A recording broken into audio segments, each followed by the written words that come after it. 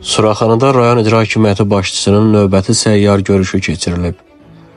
Azərbaycan Respublikasının Prezidenti Cənab İlham Əliyevin müvafiq tapşırıqlarına uyğun olaraq yerlərdə vətəndaş müraciətlərinə operativ baxılması, obyektiv araşdırılması və bu istiqamətdə vətəndaş məmnunluğunun təmin edilməsi məqsədi ilə Suraxanı rayonunda rayon icra hakimiyyəti başçısının səyyar görüşləri davam etdirilir. Martın 14-də rayon icra hakimiyyəti başçısı Adil Əliyev 140 nömrəli tam orta məktəbdə Bülbülə qəsəbəsinin sakinləri ilə görüşüb.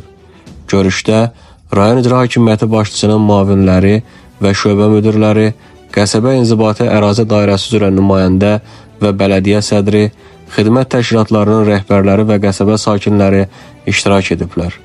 Sakinləri dinləyən rayon icra hakimiyyəti başçısı Adil Əliyev məsələlərin qısa zamanda qanuna müvafiq formada həlli istiqamətində aidiyyatı xidmət sahələrinin rəhbərlərinə və məsul şəxslərə müvafiq tapşırıqlar verib.